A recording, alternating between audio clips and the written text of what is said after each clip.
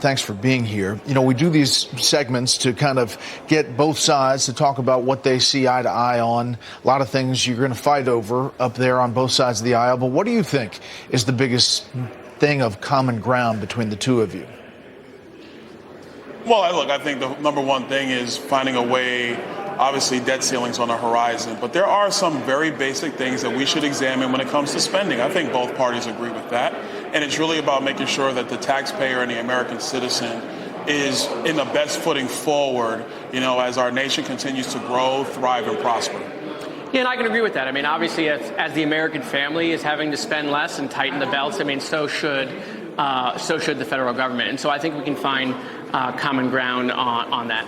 A lot of people look at that debt ceiling, and you mentioned the debt ceiling back and forth and what's happening with it, and say it's just going to keep on going like this rhetorically until the fiscal cliff hits. Politico writes, Biden, McCarthy, and the power of low expectations. Don't get your hopes up for any concrete progress. The best guess as of now is the two sides will end up reiterating their positions, with Biden stressing he's open to talk about other fiscal policies, but not if they're tied to the debt ceiling, and McCarthy urging the White House to relent and hammer out a deal. How do you both see it? First, Congressman Moskowitz. Sure. I mean, listen, I think on a bipartisan basis, no one wants to see the United States default on their debt. When the American people get a credit card bill at their house, they have 30 days to pay the credit card bill. Look, I do think, obviously, we have to curtail our spending. I think that's something we should figure out. We can't continue to run up the deficit 36, 37, 38 trillion dollars. Look, on a bipartisan basis, we spent all this money. On a bipartisan basis, we should figure out how to solve that problem. I would agree. I think you have a situation here. We're now $31.5 trillion in debt. The Treasury markets do want to see a response, not just in raising the level, but how is Washington going to be responsible in the future? If you read the reports from the rating agencies, they say both things. And that really requires members on both sides of the aisles, Republicans and Democrats, to really examine it so we can take care of the priorities of the American people into the future.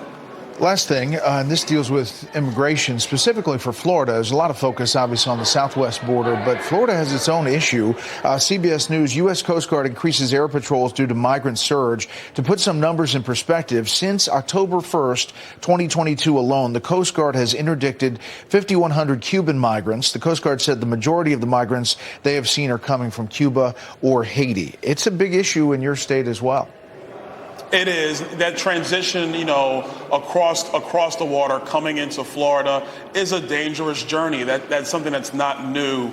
The biggest thing we want to see with respect to border security overall, I would say, is that we don't want people put in harm's way trying to find their ways to the United States of America. It's one of the things that doesn't get talked much a lot about this situation. Yeah, I mean, look, America has always been that beacon of freedom where people come here, escaping their governments. I mean, my grandparents came here escaping Europe after World War II, so I understand why people are yearning for that freedom and that opportunity.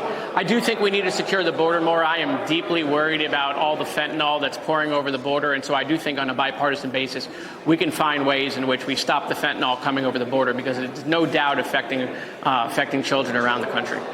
Oh, Congressman, we appreciate your time. Democrat, Republican, trying to find common ground, if not common height.